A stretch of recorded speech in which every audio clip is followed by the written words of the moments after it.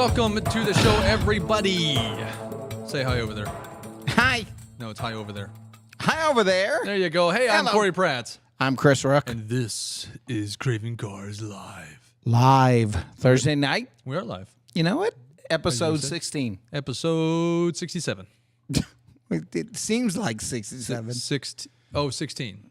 thought you just didn't There know you how go. to No, well, write I the know how number to count. 67. Yeah. No, hey, welcome to the show, everybody. We have a fun-filled show of gawking and arguing and blabbering about, automotive industry news and much, much more. And there's a couple laughs in there here and there. That's it. That's the show. Thanks for watching, everybody. All right. Good night. Good night. No. Okay. First things first. We would like to thank, besides the audience, Let's welcome our wives first, right? Because they're babysitting today. They're watching us. Mine is babysitting her pillow. Yeah. But you know what? I can't do it. I'm not there, so she's got to. Well, there you go. So, but big shout out to our wives. Big, huge shout out. Yep. Our best supporters, period. Yep. Straight up. We wouldn't be here if they didn't support us because they would drag our ears. That's right. And we wouldn't be here if we didn't have our sponsors. And then we definitely wouldn't be here on top of that if it wasn't right for the sponsors. That's right. That's right. And So let's name them. We have a couple. Let's call them out. We are Warriors. Jason. Thank you, Jason. We have unKCorked one. Wait a minute. Back up a little bit. I'm going to back up just a little bit. We are Warriors. Jason, Jason has come out with a massive line of stuff. New product. You did? New everything. When did you do that? You got to go check it out. I'm just kidding. He did. And actually, crazy. We actually covered some of that on some videos from when I saw him last in person, which was down in Eureka Springs. So he joined that. That was a cool show. He had a good time as well. It was a little warm, but whatever. Yeah. But you know what? Okay. Great product line. Great products. It really is. We've got samples of almost everything, but yeah, we are warriorsapparel.com. There you go. And of course, our newest one, unKCorked Wine and Spirits. Dave. Yeah, he's a pretty good avid watcher, listener. Yeah, he's a good guy. He's all right. Well, he's an Audi driver. He does drive a nice Audi. He does. Much nicer than yours. Yeah, because it runs. Well, it's new. Like how you keep throwing me under the bus. But that's an awesome a story we're going to cover tonight. We're actually dragging his car into a comparison. I'm going to tell you what I'm going to do. You're going to be blown away what I'm going to do. But that's okay. Do we go to the rest of our sponsors first? We do. RICHLINE. But anyways, thanks, unKCorked. RICHLINE MOTORSPORTS. JD and Steve, thanks so much for you guys supporting us. Obviously, they're crazy busy. They're expanding. I think every building I drive by in Independence, they own. Well, if it becomes empty, they're probably the first one to buy it. Or that's at right. least to think about buying it. I don't know. Yep. But yeah, they've got a lot of things going on, don't they? Yep. Of course, timely delivery service. Tim is a pretty awesome dude as well. He was at the Chiefs game. We knew he would be, right? That's it's football season, so he's into. You think? If you guys don't know who we're talking about, you've probably seen his wonderfully dressed up Chiefs F-150. That's right. Was on display. It's amazing. His display alone. But anyways, timely delivery service, and of course, you have a couple more. I do. Mod Squad for sure. Appreciate everybody there. Kids and Cars for sure. And we have another one coming on board, which is Home U, our good friend Paul. He's going to be coming on. So awesome. Yeah. Love it. Good time. Good to hear it. Yep. And right now I've got a couple people in chat right now. Thank you, Will. Thank you, Steven, for joining us into the chat. You know what it is? We're giving away tickets tonight. Oh, we are? We are for our exclusive Can I have one? Theater production. Am I qualified to get one? No. Dang. You talk to Sean. He'll take care of you. Or Will. He'll take care of you. Whoever wins a ticket, I need it. There you go. You know what? We're going to talk a little bit more about tickets. If you haven't been following us, actually, if you have been following us, you know. If you have not, you're going to find out here a little later in the show. So stay tuned for us in the show. And in the meantime, you got something else going on with Mod Squad here. I do. We have our monthly cover photo competition that we do. We've done it for years. I know every time I go to enter, you say I'm not qualified. Yeah, no. Porsches aren't qualified. But I put my van in. I'm just kidding. Put my other cars in. But we are. We're almost coming up on the end of it. So if you haven't entered your car yet, Mod Squad, KCE.com. Yeah. Go check it out. Yeah. That usually has a pretty good turnout as far as usually does. There's a lot of people entering typically on that one. You know, and I take a lot the responsibility because it's not as big as it should be because I don't have my car. So it's how do you win? How do you help me? No, I ain't helping you. How do you win? So if you enter your car in the competition, it's about loves, right? Hearts. So that counts. What do you do? You can like any car you want, but hearts is what counts. Oh, so this one's a heart thing. So if you're only getting likes, it's not good enough. Not good enough. But what do you do? So you post your picture on the monthly contest post? Is that what we do? It's our cover photo for Mod Squad. So. Okay. And to enter, people got to put the picture up of their car. That's right. And get the most hearts to win. That's right. One car that you own, not a car you took a picture of, but a car you own. Yeah. And then you do it that way. What if you stole it? But yet you're the one driving it still. Does that count? I'm not even gonna call that out. All right. So okay. All right. Well, but that's it. I mean, it's coming up in a few days and it ends, and then we relaunch it in October. Okay. Yeah. Sounds good. Super cool. Rigs and Roast. Don't think that's faded away. It's still here. You know what? I know we were going to have something in August. The heat was so stupid. Yeah. We decided to just not do it. But we had too many things going on in September at the time of availability. So it fortunately got moved to. It's going to be in October, and stick with us because we'll have a date for you here soon. That's right. And I'm excited about it. You'll see me with a bunch of YouTube shorts and Instagram things showing the upcoming deal. Knock on wood, my Jeep should be done. Is that made of wood? I hope so. But I think we got a couple new contenders of people that we know that have bought something really cool, like a Raptor Bronco. We've got we got someone that I know that got a Porsche Cayenne that's kind of building it out to be a little bit more overlandish. Do we want to give Dan away? No, we won't. Anybody knows Dan. They know. They know. They already know it's posted. He did say, let's let him know when it's coming. He'll try to make it. You know what? He wants to be part of the show. He wants to do a walk around with Rigs and Roast for sure. That'd be awesome. And I would love to because I would love to have one of those myself. Just saying. It's kind of crazy how you can. Yeah, that's different story. Yeah. So, but Rigs and Roast, we're looking at what? October, maybe? October. And we're going to have a different location than we did last time, too. Yeah. So, and it actually, you know what? It's going to be really cool because it's a place that's going to kind of join with us on that event. And it's going to actually give some extra cool things that's available to people who attend. And I don't want to give too much away yet because I want to make sure the date's set first. Yep. There you go. So we're going to do that. Just stay with us. Subscribe to the channel. Follow us on Facebook and Instagram. And subscribe to here on YouTube and hit that little bell icon notification. It'd be nice. So you will be notified on future uploads. I believe that's how that goes. Yeah, it should be. Yeah. Now we're going to keep mentioning this show because it is going to be, cool because... There you go. So we're going to do that. I know. Why do I hear ourselves? No, I know. I'm going to fix this. I'm going to figure this out.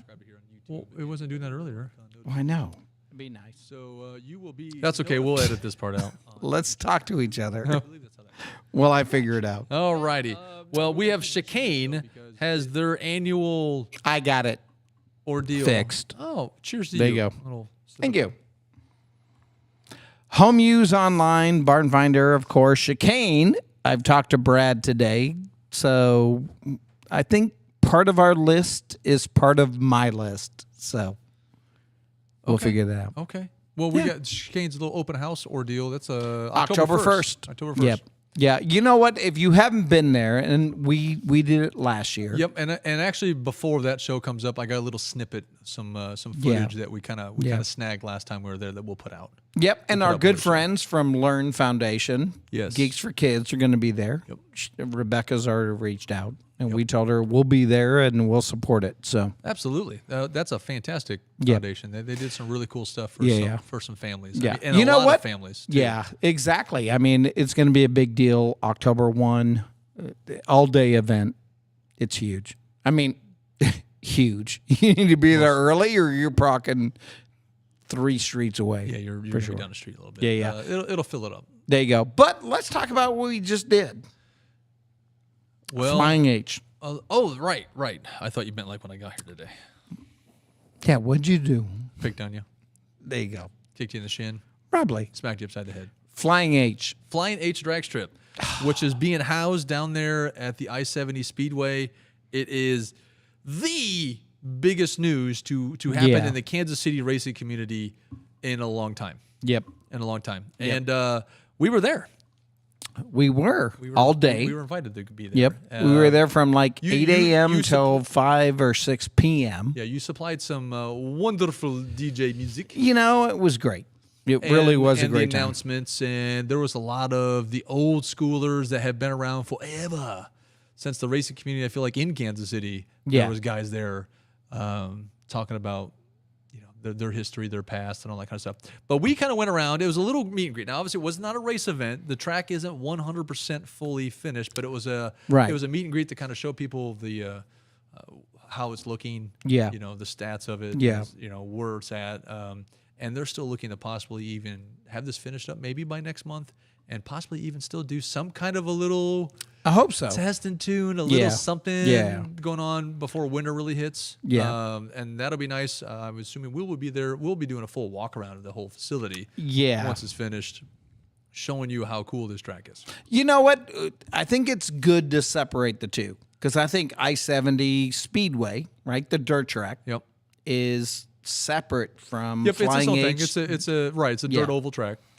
Whereas the owners and the managers for Flying H decided, you know what? We're going to take on all of this ourselves and paved everything. In other words, not come across gravel roads, get into the track area, pit row, line up, right? They took that on themselves. So yeah, the whole entrance going in, the entire parking lot, and actually you'll see that because we saw that. I mean, I think we went by. I went by a few weeks before that. It was all gravel road. Yep, it's like I'm not driving my car. And that's there. the way. And that's the way that just the I-70 Speedway was. Yeah. It's just how it was before. Well, it's a dirt track, so I mean, what do you haul on? People are going to be dirty and get dusty. But it was really great. This isn't just a little, hey, cool, they're going to get some local people to drag. No, you kidding me? This is going to attract all the big guys. Yeah. Matter of fact, the length of the track is one of 8 in the nation that's that long. Yeah. It ties with 7 other tracks of being as long as they are for the most part. So and that's the best quality. I'm sure they're going to be there. It's new for one. You can't fault that, right? I mean, it's not like it's worn out in this track. Well, they really need a new track. No, you know what? And they went above and beyond, and they laid all the concrete they laid down for the track, right? The strip. They did the same thing, just getting you into the property. Oh yeah, right. Instead of going on gravel roads, they paved it all. Oh yeah, which is huge. So they did a great job. Well, they're doing a great job. It's not quite done yet. There is a lovely video.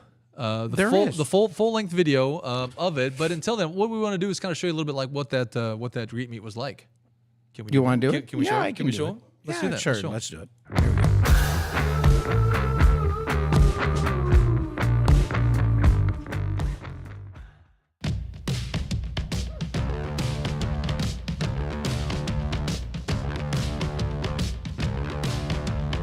We're at the I-70 Speedway. It's become a bigger, better, newer thing recently because besides their track that they have here, they have the new Flying H drag strip, and that's what we're here for.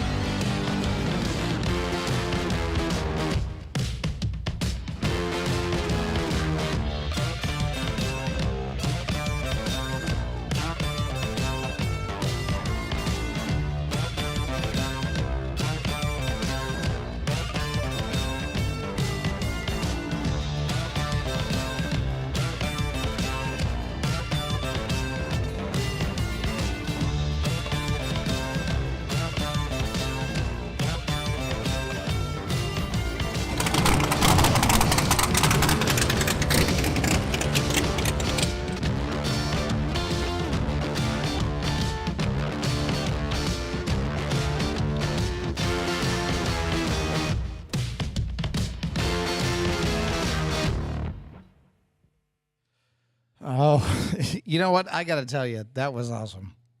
Thank you. Yeah, I mean, I know the guy who video. put that together. I did too. There is a lot more to that. I met him once or twice. There's a lot more to that video, though. And we have, on the full-length video, we have Scott Higgs on. He is Flying H himself. Yeah. So, I mean, he did a great job. Turn my headset down just a tad. Okay, there we go. Anyways, so after the live show, go watch the full-length Flying H drag strip meet and greet video, please.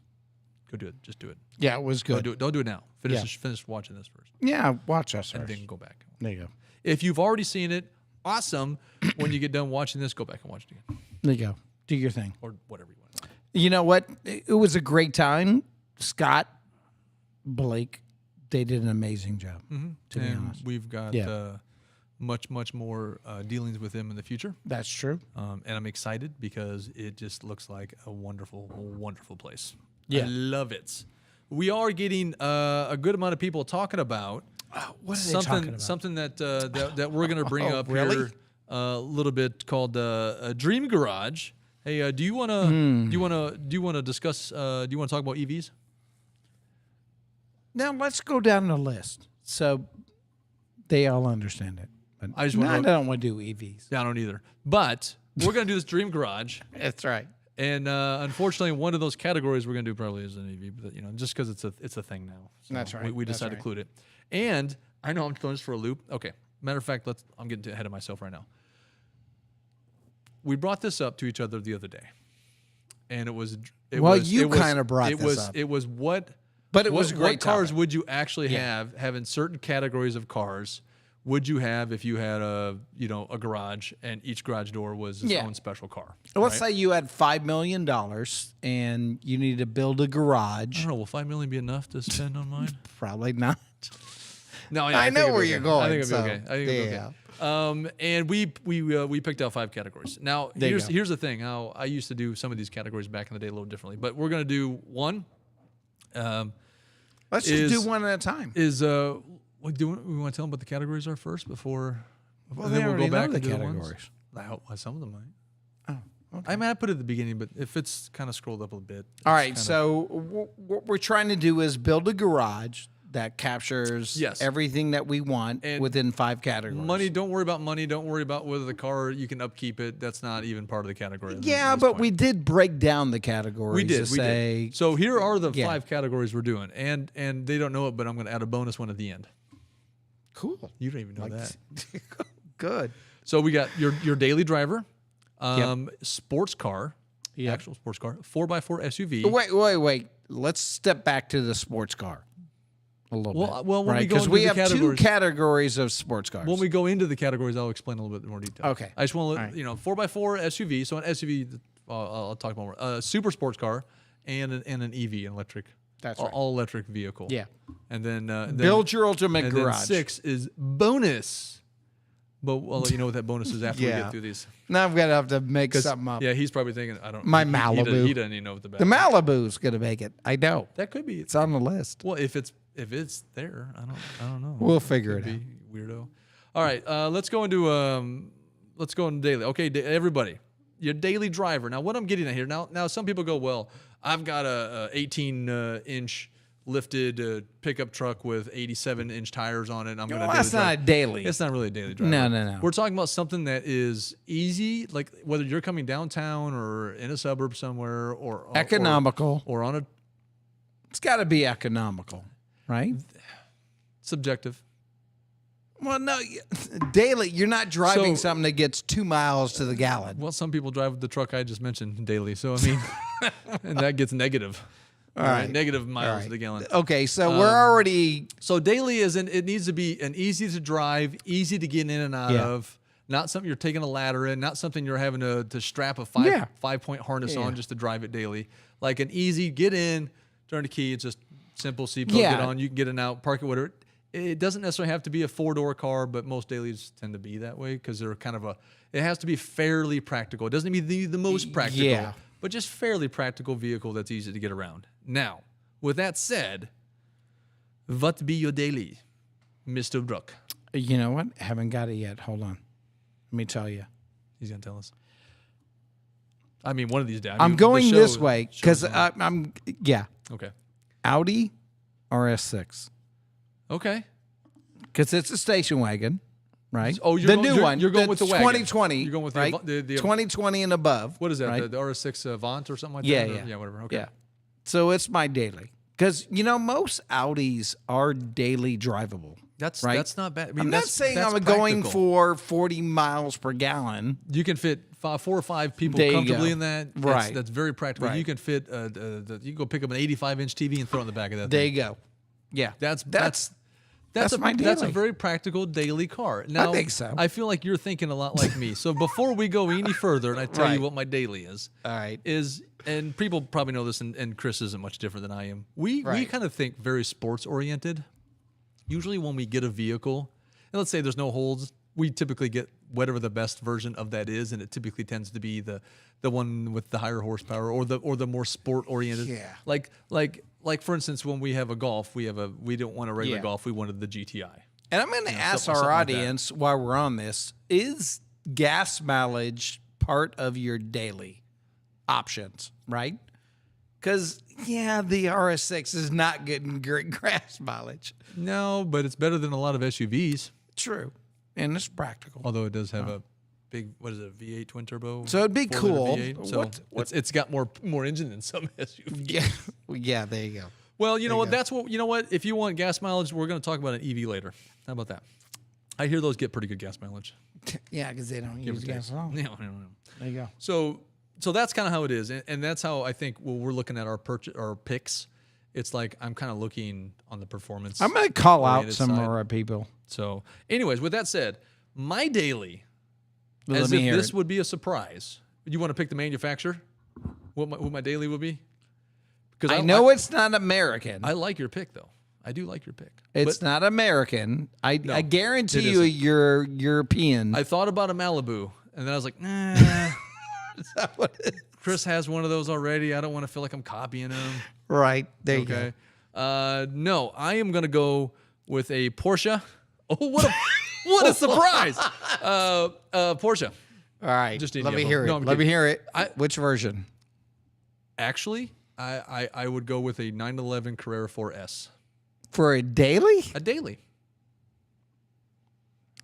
Here's the thing. I don't need the back seat. Yeah, but what is that? $200,000? No. Oh. No, it's not like a GT3 or nothing like that. No, they're okay. I don't know. Okay. They're a little over 100,000. Only over 100,000. They're a little over 100. Well, how much is your Avant? Okay, shush. Well, 165. Shush. Exactly. That's more expensive than. Maybe we should have broke this down to average numbers. I'm not even talking about a turbo. I'm not talking about. I'm just talking about a Carrera 4S. Yeah. Okay. I don't need the back seat. What do you get out of it? Okay, there's technically back seats in 911, but I don't need a full back seat because I don't have kids. Okay. It is I feel like it's still fairly practical because you have that back seat area to put a bunch of stuff. The front trunk is actually not bad. It has a decent amount of space. You've seen it. You've seen it in my car even. Yeah. It is 4-wheel drive, so it's good for all season. Like your Audi pick. Yep. So no problem. And it's not like ridiculously low to the ground. It's easy to get in and out of. Yeah. It doesn't have these giant high bucket seats like some of the sports cars do. I mean, it's just a practical. It's just has all the amenities. It's just nice, and it's just a decent car. But at the same time, if you're gonna have a daily, like this is how I choose it. With all those things we talked about being kind of practical, it's not even horrible on gas. It's not great, but it's not horrible, right? I still want them to be fairly. Something about it needs to be fun to drive. Okay, how about this? How about we do it this way? And so that's my daily 911. Before we close it out, 4. Great choice, honestly. Great choice. It's more luxurious than. How about this? Under $50,000, what would you choose? My daily? No, I'm asking the audience. Oh, well, what if under $50,000? Okay, then you had to buy something. What would you buy? But we're still on the daily for a daily. Right? Yeah. Or do you have an answer for that? Malibu. You know what? Under 50. Mine's really simple, and I'm pretty much kind of have it already. You gonna lock it in? Are you? Can we go first on this one? Yeah, go ahead.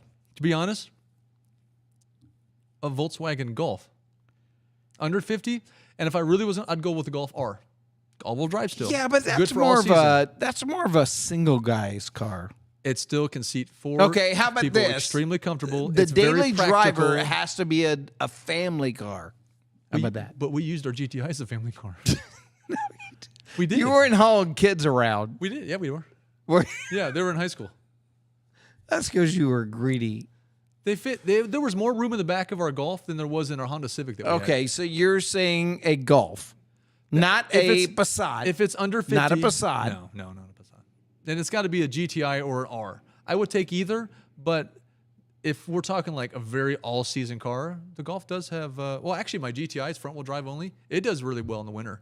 Well, any front wheel. But a Golf R has all-wheel drive. It's even better, right? I mean, even a front wheel. And since you gave me $50,000, I can get a Golf R for $42,000. So there you go. So yours is a Golf R. Why not? Let's do it. All right, what's the audience say? You had $50,000. Well, what was your pick for? We got to see what the audience first says. Malibu. All right. No, to be honest, I would probably go with the Audi RS3. Can you get that under 50 new? Because that's a good pick. I wouldn't have picked it just because I don't know that it'd be under 50. You know what? But your option. What about an your S3? option is the same platform. I know. So but what about? But you. Why have, would I? But yours is a pay 400 horsepower. Mine's 320. Yeah, but. And mine's a 4-cylinder. Yours is a 5-cylinder. What about an S3? Now that's a Golf R underneath with a different body. Right. Well, would you do that if you can't get an RS3 under 50? I just wonder because I would. I'd take that too. Yeah. But I really like the Golf hatchback look, and I like it better than a sedan look. And just to be clear, we're talking new. Yep. We're not talking about old school cars. No. We're talking about new. Now, our picks don't necessarily have to be new, but they need to. But what we're talking about, if you had 50, we're talking 50 for a new car. Yeah. Is anybody following along with this whole podcast today? Because I'm lost. No, I'm kidding. All right, daily version of a new Ford Lightning. You would daily a Ford Lightning. You would, wouldn't you? Ford Lightning. Yeah, I'm not worried about gas either. Let's see. Well, no. Oh, okay. Barn find a Jag XJL. That'd be the daily. It'd be a comfortable. Really? It'd be a comfortable ride. Really? It's a Jag, man. Yeah, but it goes into Jag. Every people's homes that he can visit, he can steal their paintings and forget to always have his wallet, so everybody has to buy him dinner. That's probably Barn find. That's probably Sean. That's our BFF. Yeah, that's Sean. That's our BFF. All right, Sean. I want to. No, wait. Will would do his Alpha for his daily. Really? So you would stay with the Alfa Romeo. It's a nice one though. The Stelvio? No, it's great. It's actually pretty nice. That is a pretty good daily, actually. Really? That'd be a good choice. I'd stick with my Porsche. I mean, we're not talking, no money. But if it is no money, under 50, it's what we're talking. Our original choices were no money. Oh, well, there you go. Didn't matter. Yeah. Steven, Taurus SHO. It's a 4-door sedan. You know what? I used to have a Ford Limited, and cares. I loved it. Next thing you know, you're going to start talking about a Malibu. Shut up. No, I'm just kidding. No, the SHO is a great car. It really is. That's why all police departments buy them. Yeah, for his under 50 pick would be his Alpha, is what he said. Yeah. That's a good pick. Is that what he goes for? Apparently, the one he's got is under 50. Hey, Will. Well, what does your car go for? Will doesn't have the 570 horsepower one. Well, no, but you wouldn't do that as daily. What I'm saying anyway. is, right, if you had that one, which is the twin-turboed V6, you would have almost 600 horsepower, and that's well over 50, is what I'm getting at. That's right. That's not a daily. So that would... Yeah. I would daily that.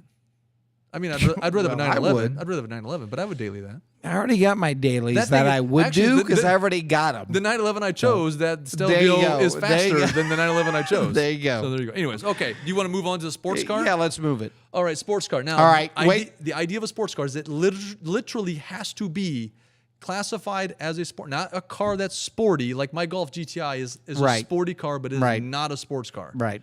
So it needs to be a sports car. So what I consider a sports car is a coupe or convertible 2-door only. That's what I consider a sports car. It's sports car will have to be 2-door. Obviously, it could be a convertible, but not every one is. Like, because there are 2-door cars that are not sports cars. Well, no, I get it, but you can't go into the 4-door area to qualify for a sports car. Even though you think it's sporty. Right. That would just be a sporty car, not a sports car. Right. That's right. I don't think it won't classify anyway. So a coupe? You went first on daily. I'll go first on sports car. Let's hear it. Can you guess the manufacturer? Should I? Audi. I know you're going Audi. No. Audi doesn't make a sports car. There you go. But it does. And this is where we're going to battle. Yep. So they don't make a sports car. But we'll get okay. Now, I do have to pick one, but I'm in between. You do. I'm in between two. So what did we qualify for a sports car? I'm in between two. Well, mine are definitely sports cars because they All right, let's hear it. Sports car. So a 911, Porsche 911. Hold on, I'm just going to have a garage of 911s. You should wait till you get to my 4-door SUV. It's going to be a deck. Right. No, I'm kidding. All right, Kate. My 911, I'm thinking a GT3 because those are just badass in general. Oh, no, it's a sports car. No. It is a sports car. That doesn't qualify for a sports car. That is an ultimate sports car. It's still a sports car. It's not a super sports car. It's a sport. It's yes, it is. No. It's built for a track. Well, right. That's a track car. It's still a sports car. Now, I didn't say GT3 RS. That's the full-out built track car. That's bordering super sports car pricing. So we're saying your Porsche 911. I'm either thinking GT3. I'm either thinking a Cayman GT4 or 911 GT3. GT3. How about this? A GT3 Touring Edition, which doesn't even have a fucking wing on it, so you can be quiet about it being a track car. Yep. That makes sense. Or a GT4 because I really like the Cayman a lot too. So and you're going into the Touring Edition. Of stuff. I would flip, but it's still a sports car though. Yeah, but it's a sports car that I can travel in, probably more comfortable than a GT4. But then again, if I was traveling, I would probably just use my daily. You know what I'm saying? Well, of course, you got a garage full of Porsches. Yeah. Hey, I don't think anybody to date, brand new right now, that truly can make a better sports car than Porsche. I think there are some that are almost as good, but I don't think there's one better. And I'm a Porsche fan, obviously. But those are solid choices for sports cars. Now, since I already picked a 911 Carrera GT, or not GT3, but a Carrera 4S for my daily, I'll go ahead and go with the Cayman for my sports car. I like that. Okay. Honestly, I like the Cayman more. I'm not even trying to. I'm not trying to go. Hey, there's no money limit on these, but it doesn't mean I don't have to go $1 million cars every time. Yeah. Because I'm really happy with cars that aren't $1 million because partially when I say this is the car you pick, this is a car that you need to pick because you're not also afraid to go drive it. Or it's one of those, this is $3.7 million, so I can only take it out once every 3 years. No, I want to be able to drive these very, very regular. So I'm going to pick more normal cars that aren't rare. Yeah, and your good friend online is saying a 918 Spider. Yes. That would be a third choice of mine. Yeah. Except, so you have two other choices above that. Except for one thing. It's not a sports car. That's a super sports car. Oh. Wink, wink, wink, wink. Well, that's where I think we lost them at. Where we're saying what's a sports car versus a super sports car. How about this? A sports car it needs to be under $250,000. How about that? And Jesus, that's everything. No, not everything. Because we're going to get into the super. I might as well just tell them now. No, because honestly, you can consider like a Dodge Charger, Mustangs. Those aren't sports cars. Those aren't sports cars. They are kind of. They're not sports cars. They are. They're 2 doors. They're big, hunky, junky 2-door coupes. They're not sports cars. We're not limiting it to just. You know what? You want one of those, and you should have. Okay, because we don't have a muscle car category. If you want to put it in your sports car category, no, I wouldn't consider the new muscle cars. By the way, a Charger's Ford or Chargers. I wouldn't consider those muscle cars. A Charger's a 4-door car, so that doesn't count anyways.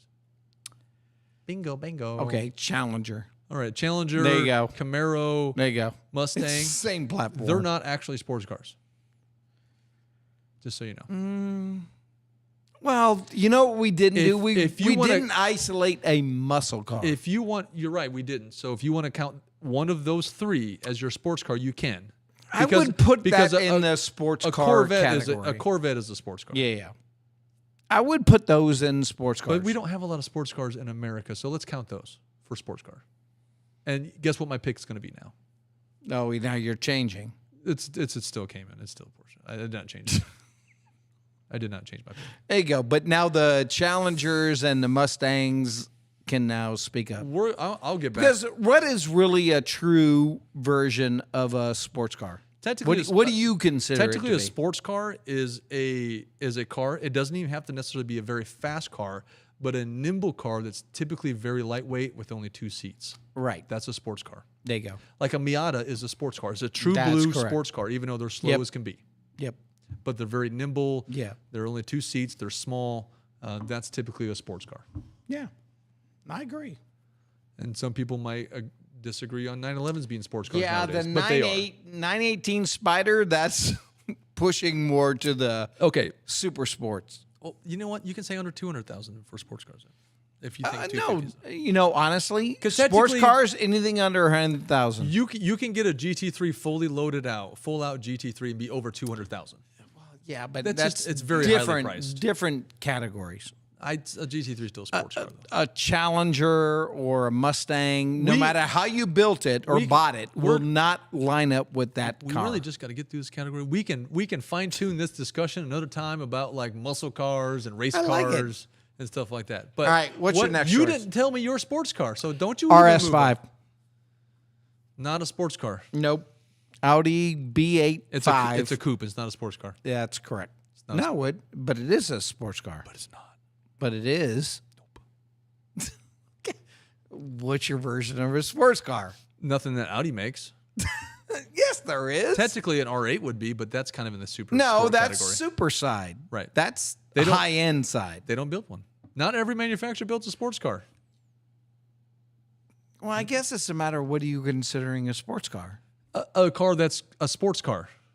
And an RS. All right, call it. RS5 is not a sports car. It is. It's a 2-door coupe. It's a 2-door coupe, exactly. Not a sports car.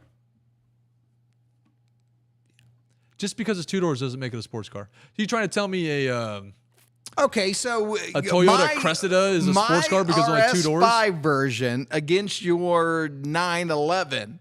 What's the difference? You mean my Cayman? I picked the Cayman actually. Yeah, well, it's still 2 doors. Now what? What's the difference? Well, because mine's a small, nimble sports car. Yours is a big, fat, heavy. It is not. It's a big, fat Volkswagen Your front-wheel drive or body. rear-wheel drive. Mine's all-wheel drive. That's where the weight difference comes in. Oh, no. You take your all-wheel drive out, it's still way fucking heavier than my car. All right, so mine didn't qualify. Your current car is 1,600 pounds heavier than my car. Well, that is true. That's like Volkswagen Beetle. I know, but we didn't go with the lightest version of a car. But I'm just saying it's not a sports car. It is a performance car, but not a sports car. What would you? Okay, and it is a nice car. Okay, let me know. Let me ask you this: what would you consider it to be? Not a Malibu. I know that's what you're going to pick next. No. What would you consider it to be? An RS5? What category would you put it in? It's a performance coupe. Oh, I'm sorry. Or it depends what part of the world you're. A coupe.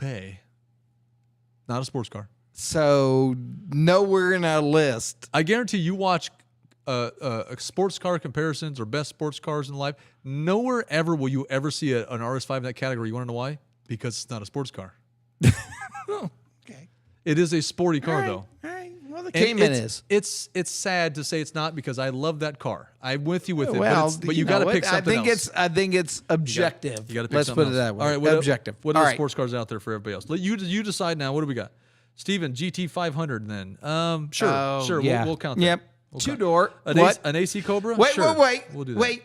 Let's back up. An Audi TT. That's a sports car. Thank you, Steven. Are you saying the GT500 is not a sports car? Because we just added Mustang Challengers and Camaros to the sports car line. Which is a 2 doors. A GT500. 2 doors. Right. Strong V8. Hold on. Why wouldn't mine qualify? Hold on. And I told you those aren't sports cars, but you said there's no American president, so we had to add them to have something. Otherwise, the only choice they're going to have is a Corvette. The only American choice for a sports car right now is probably a Corvette. It's probably the only thing out there. No one else make anything.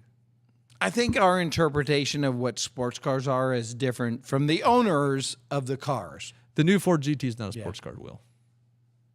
No. It's a race car for the street. It's a super sports car. Yeah. It's the next category up. Yeah, but it's less than $250. No, a new Ford GT is $450,000. Oh, sorry. Yeah. Ford GT, not GT5, not a Shelby. Yeah. Okay. An Audi TT. Do they still make those? That's a sports car. No, they don't. Oh, then they don't make one anymore. Nope. Then no, Audi doesn't make a sports car. Nope. Not just a straight up sports car. No. This is Corey's version of what a sports car is. Well, it's the reality, and that's what Corey is, reality. We can do a Chris Ruck version, and next time we'll pick our sports car, we'll be like an F-150. All right. I'll tell you what. We can line up the two, and we can figure it out. Would you have an alternate pick? We can put up your Porsche Cayman, my Audi, and a Mustang 350 GT. Okay.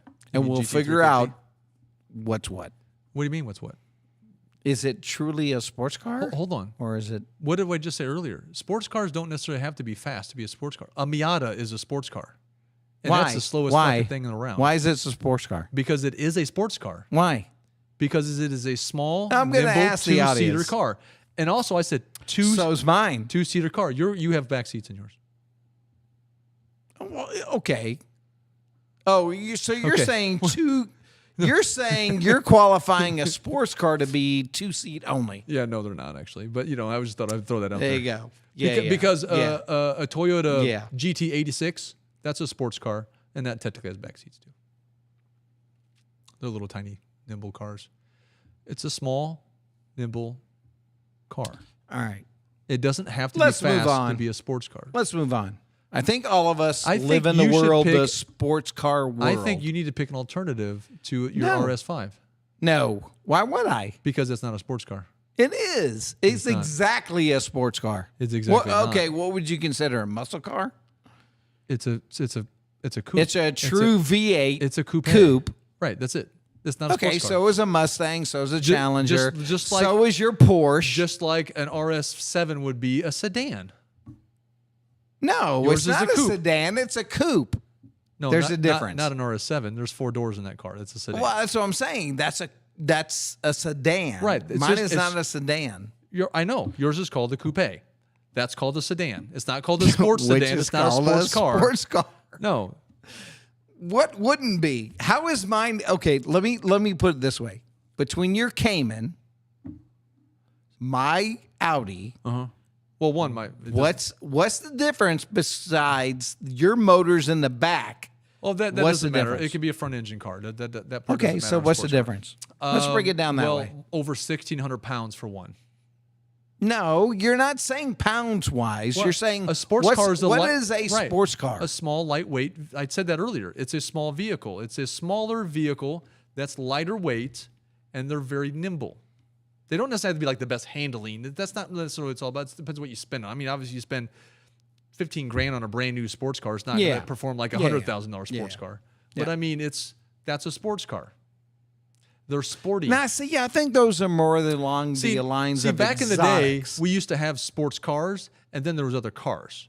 Nowadays, regular cars are becoming just as performance-oriented as sports cars used to be. Used to be, if you wanted a performance car, you had to buy a sports car. All right, call that. Nowadays, it's either or. You can get performance cars all around, right? Yeah. I mean, BMW M5, for instance, they've been making that for a long time. It's been a big sedan car, just like the RS7, and they perform like a sports car, but they're not a sports car. Yeah. So, sports car category, Chris Ruck, fail. Okay. We failed. 4x4, no, you failed. 4x4 SUV. No, let me hear you where you're going. You go first. You're first on this one. Go first. I went first last time. And you went, well, you still haven't told me your last one because you haven't given me a sports car. All right, I'll tell you one. Now, I'll tell you one I would love to choose. I'm going to surprise you with mine. But I'm going to break it up. See, and he's if you had it in your garage, what would you do? You know what's funny? So he's been laughing at me every car so far. I said Porsche, but every car he's mentioned is an Audi. It's all German. And this next one very well could be a Porsche. No. And I'm not going to call Porsche. And you probably know what I'm going to call. Because I'm a big fan. I always have been. You know what? I'm going to be surprised. And I guarantee you're going to be surprised. My 4x4 SUV is going to be... What is it? A Jeep Rubicon 392. You know what? We're kind of on the same page. That would be my... Now, don't get me wrong. I would love to have the Porsche Cayenne. I would love to have. I think the Defenders are actually kind of nice. The new Defenders are kind of cool. Yeah. We're talking. I think the no Broncos, matter what year it is, or the Bronco Raptors even are pretty cool. But I want a freaking Jeep with a Hemi with a 475 horsepower and 475 pound-feet of torque Jeep. By golly, it needs to be in my driveway. And I will overland my butt out of that thing. Yeah, that's interesting. So that's my 4x4 SUV pick. Really? There's like I said, there's a handful I would just pick. I'm like, give me that. But we got to narrow down to one. And like I said, I'm a reasonable guy. And I actually think they're fun. I don't think you're that reasonable. I think they're fun. You can take the doors off. You can take the top off. It is a blast to drive, even though they don't handle like a car at all. They're kind of sloppy. But hey. If I had my garage and I wanted one 4x4 in it. A little Savora would be a good pick, Will. That is a sports car. Go ahead. Yeah. You ready? Yeah, go ahead. SUV. Will's choice is the Ferrari SUV. Hold on. Will, is that an actual true 4x4 car, though? Because they have to be a 4x4. It has to be, in my opinion, to be a real SUV, it needs to be a 4x4. Yeah. Something that's just available. Not an all-wheel drive system. That's correct. Not a Ford Escape. That is not. It looks like an SUV, but it's not. Okay, go ahead. You want me to tell me mine? It's probably going to be like an Audi RS2. You think? Because it's How about this? How about this? It's an SQ8. And I'm going to throw everybody to loop. A World War II U.S. Army Jeep Willys. Not an SUV. No, we said 4x4. Had nothing to do with SUV. Yes, it does. The sign right there says 4x4. The SUV has to have a four-wheel drive system to it. It does. The Willys does. The Willys not an SUV. Well, okay. I missed the SUV. But part. You know what? Hold on to that, because I've got a bonus category coming up that might come in real good handy, because I like where you're going here. Okay, so what do you consider an SUV? Well, anything probably from the 90s and up, because anything before that wasn't categorized as an SUV. I'm sticking with the Jeep Willys. I don't care. God, that's two categories you fail on. Nope. I do like those. That's pretty cool. You kidding me? They last a lifetime. All right, it's not an SUV, and they're so tiny. You probably got one in your pocket right now. I can tell. All right, SUV. Let me go this way. Jeep Commander, 2006, with the Hemi in it. That's what I do. Shelby Raptor. All right, Steven. Of course you're going to pick that. Steven, you're going to pick everything that Shelby makes in the categories. Right. No, I'm messing with you. Just like I'm picking everything. You're picking everything Audi. I'm picking everything Porsche. I know. It's all we're on the German side. He's on the. We know what we like. There you go. They know what they like. You know what? Drive. But the best 4x4 I would have in my garage if I had to buy one, it would be a Jeep Willys. That was it. No, actually, your Shelby Raptor, that'll work. That's definitely a 4x4. Wait a minute. The Raptor is not a SUV. It's a truck. It's a truck. How about a Bronco? How about a Bronco Raptor? No, Steven? It's a truck. A Bronco's not a truck. A Bronco's an SUV. No, it's not. A Bronco. The brand new Bronco? It's not an SUV. Yes. Wow. Chris needs to go back to automotive school and find out. A Bronco is very much an SUV. How is it not an SUV? It doesn't have the enclosed hatch. Yes, it does. You haven't seen a new Bronco, have you? The brand new Bronco. Bring it up. But you can take it off, and now all of a sudden it's a truck bed. No. It's not like the old school. It's not like the 80s Broncos. No, it's kind of like a Jeep. You take the top off and you get to the back. The back seats are opened up in the air, and then you got a cargo space in the back. Oh, I do like the Durango Hellcat. Yeah, that's cool. There we go. Yeah, that's new stuff. So we're gonna go do a video on a Bronco, and Chris, I'm just gonna have to take you with me. Yeah. So you can actually see that it is an SUV. Well, I'm a Broncos fan. But my saying is, you're right. A Raptor F-150 would not categorize. That's a truck. That's a truck. We can talk trucks later. I don't want to do trucks. There you go. You could have used that as a. That doesn't really matter. Okay. I'm sorry. I missed that you added the SUV part to it. I would still go with a Jeep. But Willys. I wrote it on the thing. I know. SUV. Well, that's all right. 4x4. That's all right. All right. Super Sport. Here we go. This is going to be the big. Can you come up with, or are you going to stick with the Commander then? I will. Oh, okay. Yeah, I like it. I like the Hemi that's in it. I do. I actually, when those first came out, we were looking at buying one. You know, it's 9,000 pound capacity tow. You know, it's a great. That's almost enough to tow your RS5. One shop to the other. Not quite.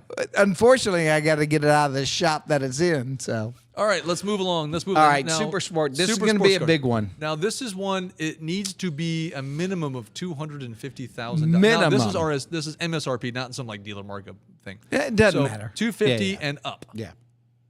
$250 and up. And someone already gave away my pick. Let me guess. It's a Porsche. You got to go first on this one. All right, let me go. I'm sure he's going to pick something that's not an SUV, that's not a sports car, probably. All right, here we go.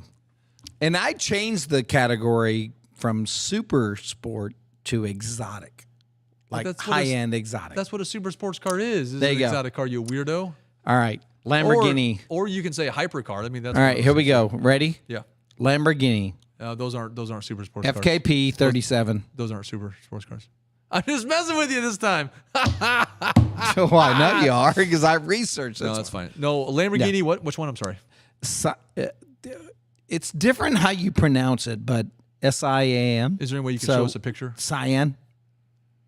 I think I know what you're talking about, but can you show us a picture? Can you look? They're only making 63 of them. You know, I should have said this wasn't. It can't be a rare car, but then again, I think the one I have is. Why? You said a limit.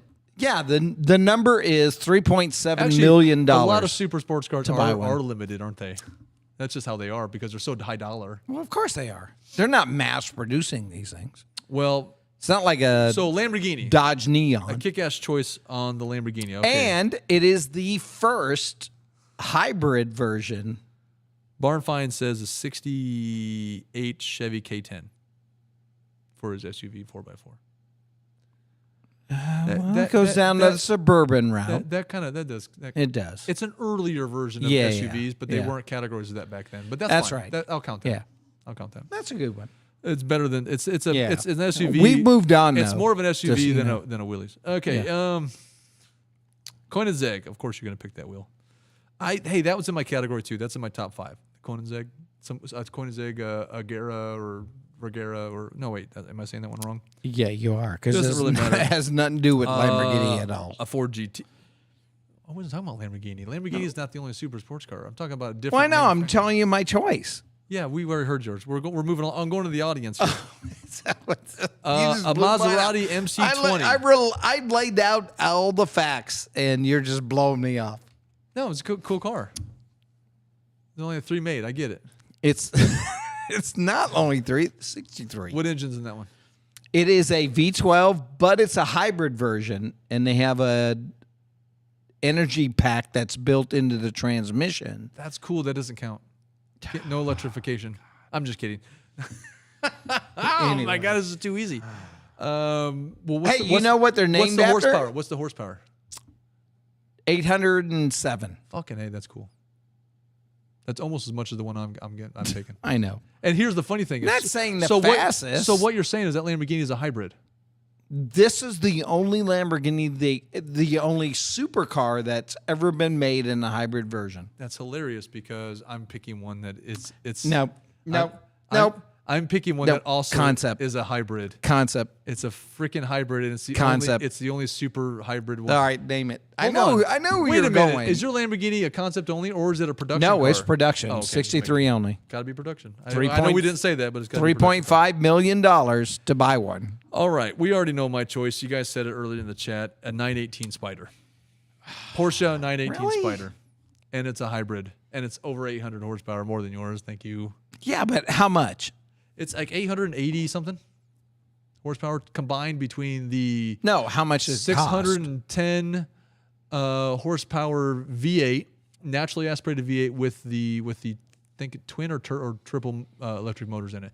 Cost when it first came out was over $800,000. It's like $850,000. Now if you get them, they're like 1.5 million. That's awesome. So yes, all of my other cars can total and still be cheaper than this one car. Right. But it's either I went to the extreme. I did go to the extreme. It was going to be either that car or the Carrera GT, which when those came out were $450,000. So that would still qualify as well.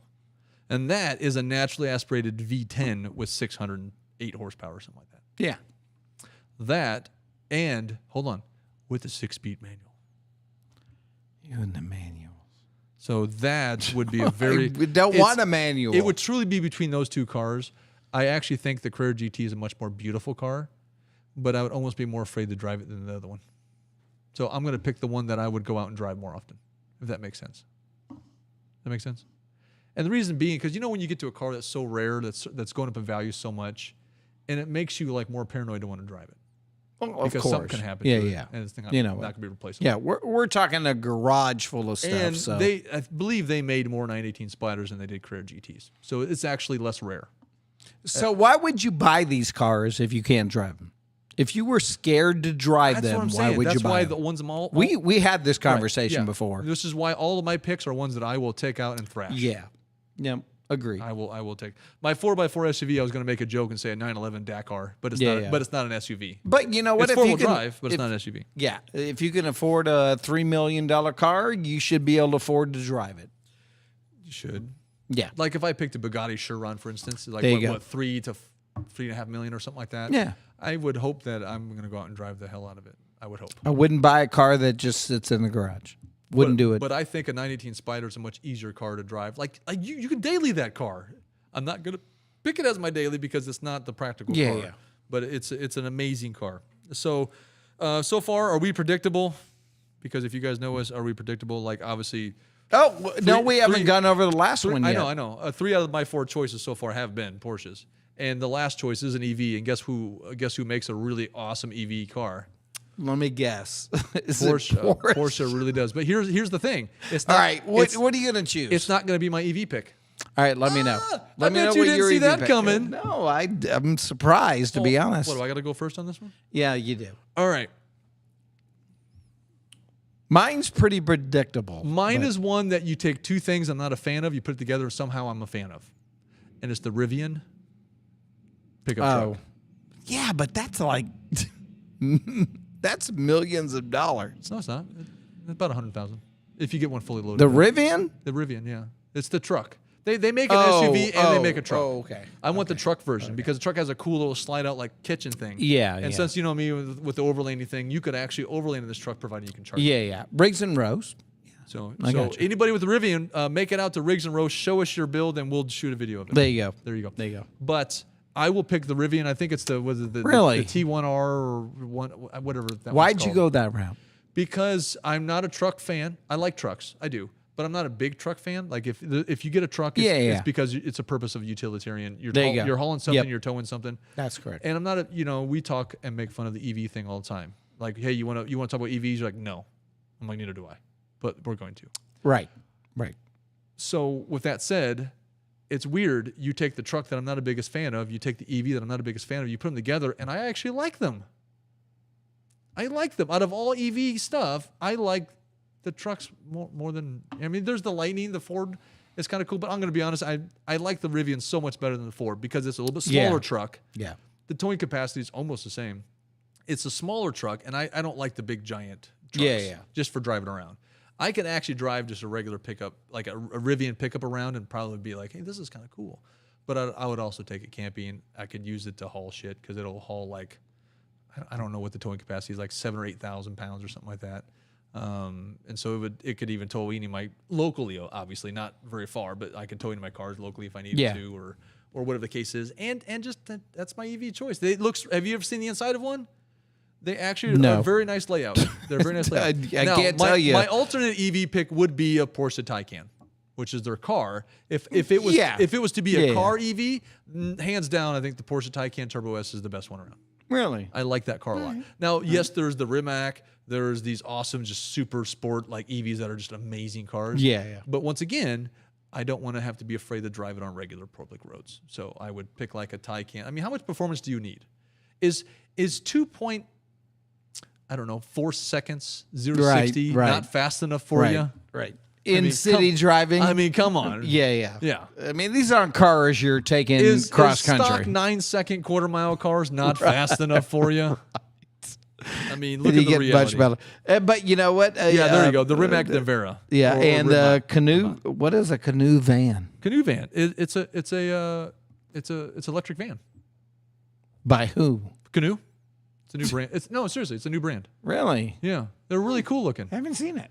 You can pull it up. Look it up. Just pull your computer up and look up the I'm too busy. Oh, my goodness gracious. What are you, doing a live show or something? I am. My goodness kind gracious. of managing everything. So, all righty. you want to hear mine? Nobody cares. Hold on. Well, between ours, I'm trying to see what they're choosing. You were going to be surprised by it. Porsche. All right, fine. Let's go. What do you got? Porsche. No. Tesla Plaid. Yeah. If I had to buy one, if I needed it in my garage, I thought it was cutting edge. There's reasons behind it. Tesla Plaid. I really hope we could have been friends longer. Nope. But you had to pick it. No, I like it. No, I'm kidding. I think it was. We got a friend that's got a Tesla Plaid. I think we have fast. A couple actually, but I think it was cutting edge, right? I think it's a. Well, it still is really. It is a staple in the EV market. Not saying it's hands down the best. No. Yep. But in my garage, to say that I have these cars, I would want that because it was a staple. The canoe van is kind of what people would call an ugly van. You are correct, You just Steven. blew off my Tesla Plaid. I'm reading. I'm getting back to you. I got to get the audience involved. But at the same time, it's a very unique, it's a cool van, but yet ugly. It's an ugly, cool van. Oh, I haven't seen it then. Is that the one that Amazon drives? No, that's a Rivian, actually. Rivian builds those. Of course they do.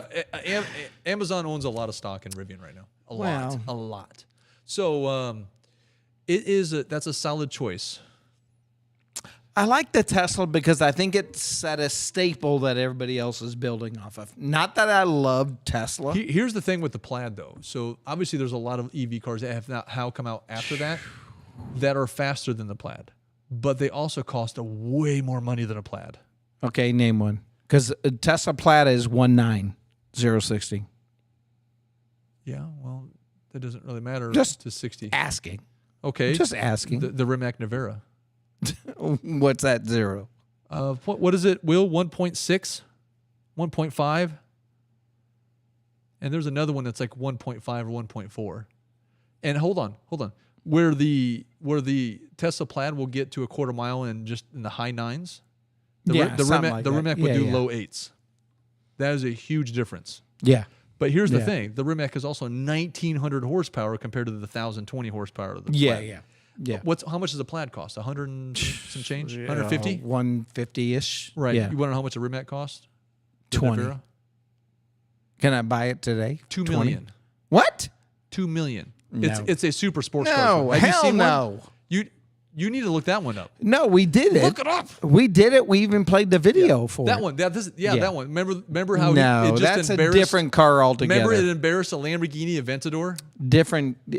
Yeah. Right. What I'm saying is there are a lot of people making EVs that are faster than a Plaid, but they're also a crap ton more money than a Plaid. Yeah. So for the money, I still don't think anybody makes a faster EV. Does that make sense?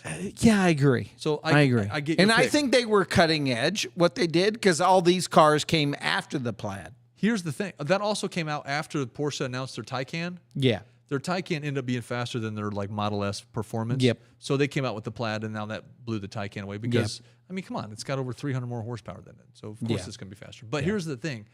I would still take a Taycan over the Plaid. And there's a reasoning.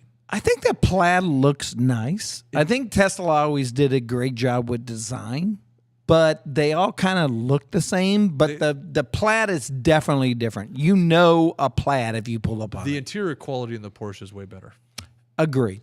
But the Porsche, I think the Porsche Taycan Turbo S, so like the fully loaded one, is still going to probably run you more money than a Plaid. Correct. So there is that. Correct. Now, one other reason I will take the Taycan, never mind that it's a Porsche. Yep. Because it has a steering wheel. I don't like the yoke. Yeah. No, I agree. The little yoke thing. Yeah. It is neat because you have all this visual, you have nothing blocking your way, and I was in it's different ride zone. And it was kind of cool seeing everything. Yeah. But I like a steering wheel. Yep, I agree. I like a steering wheel. So I agree. That is our picks, guys. How cool is that? That was cool. How much did we have to argue? Notice how I made official picks, and Chris is just a lame mofo. Is that what? I'm just making shit up. Is that what it is? He is too. I don't think so.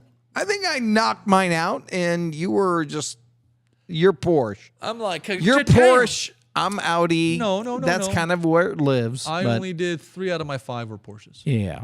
Or did I? Yes. Yeah. But here's the thing.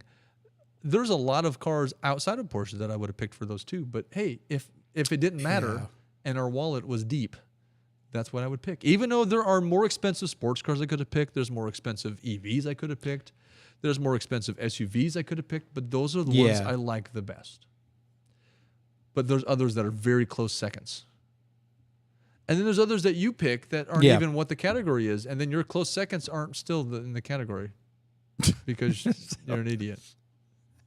That's not it at all. That's not it at all. So for ones who aren't catching this live right now, and you're watching the playback, in the comments, pick out your daily. Mark them too. 1, 2, 3, 4, and 5. Because daily 1, sports car 2, 4x4 SUV 3, a super sports car is number 4, and your EV is 5. Now I've got a bonus one. You want to hear what the bonus one is? Let's hear it. Because I couldn't pass. Now I used to do this all the time. Would pick 5 categories, but it's kind of changed over the years. Like EVs didn't used to be a thing.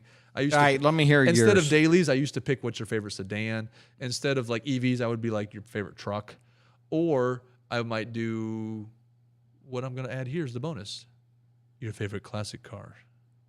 From what year to what year? So how far does it have to be to still consider it a classic? Now, obviously, I would say definitely 70s and older would be classic, but would 80s be considered that nowadays? I would think 90s isn't quite far enough for that. No, you can't go into the 90s for sure. 80s? No, I think when you talk about old school muscle cars or old school cars. To me, classic cars are still 70s and older. Yeah. 80s to me still don't feel classic. Yeah, it's 72 and below. 72? Yeah. Or just 70s in general? Because, like a late 70s Trans Am is classic, isn't it? What are you talking like Trans Am? Like Smoking the Bandit? Yeah. So, that's a classic car, right? Yeah. Okay, so let's say 80s and below. Okay. 80 and below. All right. Call it out. I gotta go first? Why do I gotta go first? If you had to choose one? Well, I got a couple. Are we doing muscle car or just traditional old school We're also car? talking like it's a classic car, not a resto modded car. It's how it comes. Straight out of the factory. How it was when you got it. Yeah, okay, well, we got to cut off certain dates because if you go older back, like if you go to the Duesenbergs, there's your money, right? Yeah. That's kind of like saying there's classic music and then there's classical music. That's right. like a classical car, not a classic car, right? So I would say, how about this? From 80... Although Duesenberg was my pick. 1962 to 80. How about that? What's a 280? What? 1962 to 80. Nothing before or after. Oh, I thought you meant like the car. So, well, I mean, anything in the 50s and up. Between 50s and 80. In between there. Okay. 1950 to 1980. Well, because we'll go like Corvettes came out in the mid-50s, and that's the classic cars. All right. So we'll go, and T-Birds and all that stuff. So that kind of came out at that time. 1950 to 1980. That's it. Now I've got a couple choices. I've got a ton of choices. Oh, there's so many. But how do you pick just one, though, right? Now, I can. I can guarantee you right now. You know what? I want to see what the audience If I were to do a mild resto mod. He's already calling it out. 67 21 window. Oh, a bus. That's pretty badass. The Volkswagen. That would be a good one. Yeah, that's gorgeous. Now, a lot of people that follow the channel should know that when we come across and we do classic car stuff, that I am a big Chevelle fan. Now, I love. And we had that conversation. It used to be back in the day. Yeah. If it was a GM car, I would pick a 65 Vet. If it was Ford powered, I'd pick a Cobra. You know what I mean? Those were my favorite classic cars for those times. But I kind of became more into the little bit bigger car, the 60s, like Camaros, into the Chevelles were a little bit bigger. But the thing is the parts are so available. Yeah. And we had that conversation. If I were to drive the snot out of it, I want a car that it's not like so stupid expensive for me to have to fix something or replace something. And you can resto mod. If you just mildly resto modded a Chevelle out, it'd drive like a daily, like a normal car. Yeah, but it's a Chevelle. Doing the brake suspension, some nice wheels and tires, and just kind of leaving the interior kind of more on the original side. It would it would ride and stop and just have a nice engine. Whether you want to stick with an old school carburetor or put something newer in, like just an LS of some type in it, it would just be a sweet car all around. Now, if we were talking resto mod car, the Chevelle is my pick. But we're not talking about resto mod. We're talking about how they come. Right. I'm probably going to go with my Japanese roots. Really? Oh, that seems interesting. What is it? I know, right? Because there's so many. We can go down the Skyline. Well, I mean, I was thinking of a Jag E-Type. So, I love the E-Type Jags. They're my favorite Jags. And maybe I'll just pick that one. Okay, I'm done. We'll go with that one. Jag? E-Type Jag. E-Type. My one I was going to mention. That's interesting. My Japanese choice, you know what it would have been? What? An old Z. An old original. Yeah, 240. Yeah, 240. Yeah, 210. Something that just modded out. But it'd be classic because they were still very good for their time. Like sports cars, they were very competitive for how much power they had for their time. They did. So I would go that route. Yeah. There's so many other changes. There's some Alphas that I would choose. That sounds so good. There are some, like even the old 60s Skyline. It's going to surprise you what I choose. An old 60s Skyline, that would be awesome. It would be badass, but it's just one of those things that I have some iconic shaped cars that the E-Type is one, the Z is one. Yeah. You're probably going to pick now, see, this is where the wheelies would come in. There you go. This is where the wheelies would come in for you. That's why I was adding this category. Yeah, all right, what else have we got? I want to make sure I name it right. Split window. Okay, Will, that's a damn good choice. I know that's a very popular one, but here's the funny thing is, I think I would still take a 65 over a 63. I don't know why. I know the 63 is a more rare one. They only did the split window 1 year, but I don't know why I have some kind of iconic thing about the 65, but I do. And I would even take it convertible. That'd be okay too. Here's the thing, the old Vet like that, the 65 Vet, I fit in them quite well. It's not that hard to get in and out of them. Yeah. There's a lot of space in them for a small car. And they are just sweet. And that would have to be that's a big pick for me too. Okay, 67 Fairlane from Steven. Of course. Well, of course that's where he went. He's not going to pick anything that's not Ford. Come on now. There you go. He's not going outside the Will Ford says bridge. right now they're considering 25 years old is considered a classic. Well, we are not. No. Because we're old. We are. I think we consider 90s, as old is... 90 still seems fairly new to me. Yeah. Is that bad? Because it's like 2023. Right. I don't know. What do you consider? If you were going to say, I'm looking at classic cars, what would you do? We would have to, if we were doing like classic like categories, let's say we did the same 5 categories, we have to do classic. Like you can do classic American muscle, you could do a Japanese 90s classic. You could Correct. That would be fun on its own. Right. But we're just talking about one big bonus classic has to be older than 1980. Yeah. You don't really have one. I always got to go my favorite. I could sit here for an hour and just discuss the cars that I would pick. I'm going to tell you what I do. But I gave you my choice. 69 Charger. That's a good choice. That's it. I can't make fun of If I had any car, I would sell every car in my garage. I can't make fun of that. With a 69 Charger. See, that would be the year of Chevelle. Yeah. 69 or a 71. Yeah. Well, anything below 70 I would take. I wouldn't take anything above 70. Well, they did change a lot. I wouldn't do the 70 Chevelle. Well, I would actually. It's a Chevelle. But the 70 Chevelle is amazing. The 71, because it's like, they changed like one year they do the single headlights and the dual tail lights, and then they go 2 years and do the dual headlights and or whatever, dual tail lights and single whatever it is, they kind of swap them out. But we had that conversation. I knew you would always love to have a Chevelle. I've mentioned I don't know how many times. To me, but it has to be a resto mod. Now I would take an original too. Yeah. But if I'm really going out, but you're gonna mod it nowadays. If I'm going out nowadays, I would want it to be resto modded to a point. You have to. I want the classic look. I don't want it like ridiculously resto modded like you've seen some, right? Yeah. That have the fenders are redone. I mean, where it becomes I want my fender to still be a Chevelle fender. Yeah. Which means if someone dings my fender, I can go buy another fender. Correct. And you're right. Yeah. Ton of parts. Same thing with the Chargers. There are companies today making brand new parts for Chevelles. Yeah. Because they're that popular. Can we get somebody to buy some parts for my Jeep and my Audi? Any of the audience. That doesn't cost an arm and a leg. We are opening up a FundMe for Mr. Ruck and his Down to Cars. So far, we have 87 cents in your FundMe. That's right. Thanks. Hey, but we do have tickets to give away. And we got to make this quick because we're already over 20 minutes. Well, it's your fault. Well, that's I'll tell you what. I'm gonna hold. But it's not like we have to do it today. Maybe we do it next week. But we announced it, so I'm gonna give it away. Let's do this. We're gonna talk about these tickets. We got a couple months before the event. That's true. I say next week. Join in because we're gonna give you tickets away next week. Yep. First part of the show. We're not gonna leave you hanging. First part of the show, once we get some announcements, we will do the tickets. Well, we got plenty of tickets to give away, so I'm going to tell you right now, anybody that was on our chat today, we're going to message you, and we're going to give you tickets. For you and one other. Your special somebody. Oh, boy.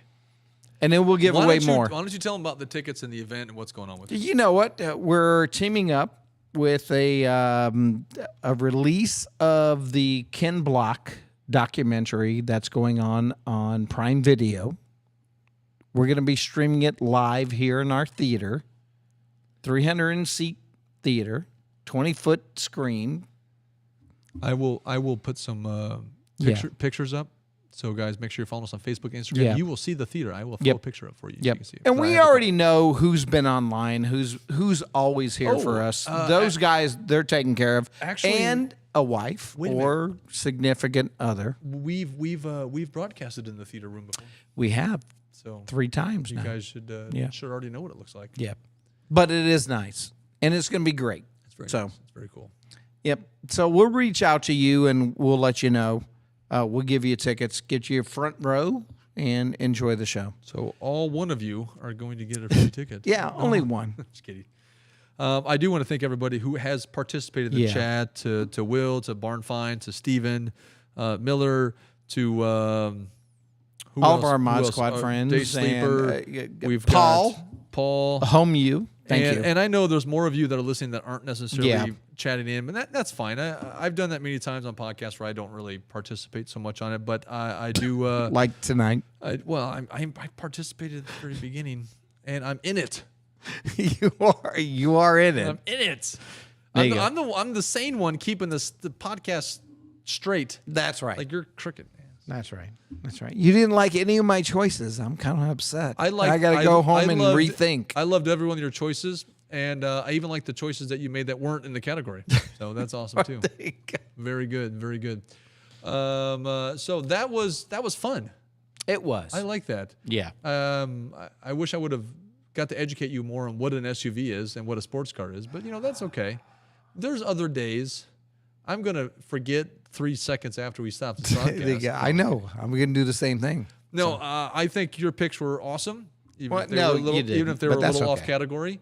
And I'm so proud that you did not pick a Malibu. And that's it. That's it. Done? Are we done? All right, good show, Mikey.